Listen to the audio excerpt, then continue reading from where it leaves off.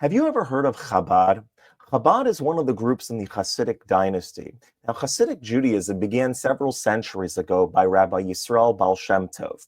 And after many centuries of Jewish oppression, whether we're talking about the Crusades, the Inquisition, pogroms that were constantly assaulted upon the Jewish community, many Jews felt like they were numb. And a lot of Jewish leaders at the time were thinking, how is Judaism going to successfully continue at this point? With people feeling fainted or numb, what's the best path forward? So there were many people that said, you know what, we need to secularize, we need to assimilate, we need to become more like our neighbors. They won't hate us as much if we're just like them. We need to ditch some of the traditions and some of the laws and some of the things that we've been doing all of these centuries, all the way back to Moses getting the Torah at Mount Sinai, and we need to become more like our neighbors. That was one approach. The Hasidic sect, the Hasidic group amongst Orthodox Jews, said to themselves, you know what, we need to delve deeper into Judaism. We need to get to the core, the essence, the spirit of Judaism. We need to do Judaism joyfully. That's going to be the secret of making Judaism survive going forward. And right they were. Chabad is one group amongst the Hasidic dynasties that focuses on the intellect and how the intellect affects the emotions. That if I'm going to try to understand godliness and spirituality, the more I invest in my knowledge and my wisdom and allowing that to penetrate my mind, the more that's going to affect my emotions and keep my Judaism strong and impassioned. Take a look over here at this clip with two pretty unlikely endorsers of the Chabad lifestyle. Michael Savage and Tucker Carlson talking about the greatness that comes with religious fervor and how it's translated and implemented by Chabad. You're not going to want to miss this clip, but before you do, hit that subscribe button over there in the corner. It really helps us out. Check this out. I'm back with the great political commentator, Tucker Carlson. You know, I prayed before you came on the show.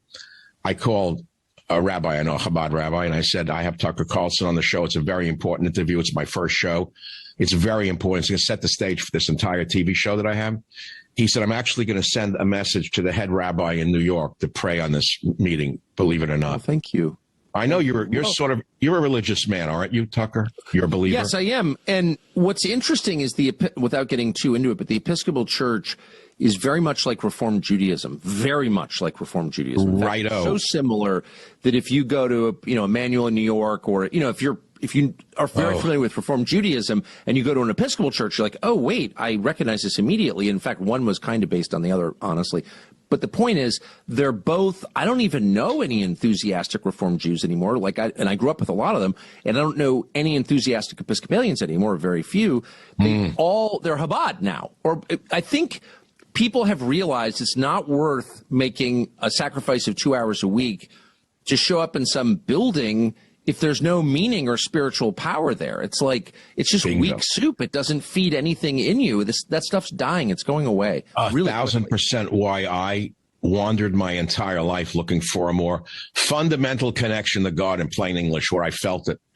So I've got to tell you this story. It's interesting. Russell was 4 years old. We moved to California from Hawaii, 4. And I had never heard of these guys with the black hats. I used to think they were funny when I saw them. So a local rabbi who got tired of me couldn't take me anymore because he couldn't get through to me. We were talking. He said, why don't you go over to Berkeley?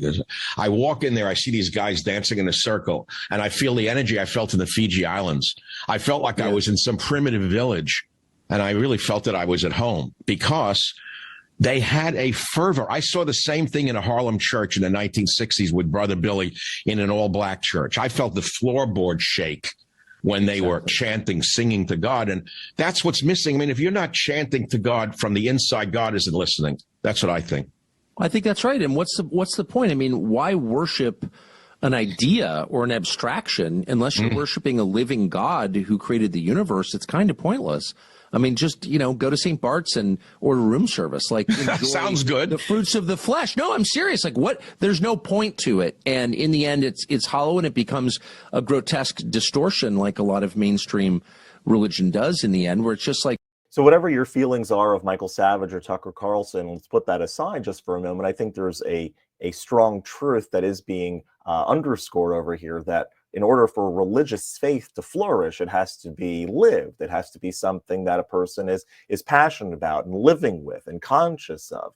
And one thing that I found, and I don't know if anyone else any of our viewers have had the same experience, but one thing that I've noticed amongst Jews that I've met of all religious stripes and affiliations over the years is that even if they are attending a synagogue on a regular basis, they all have a connection with a Chabad rabbi. The Chabad rabbi that comes and puts on tefillin with them at their office, the Chabad rabbi that keeps their child engaged with Judaism on campus, a Chabad rabbi in their life that has a positive influence. And this really is the essence of what the Chabad movement is all about.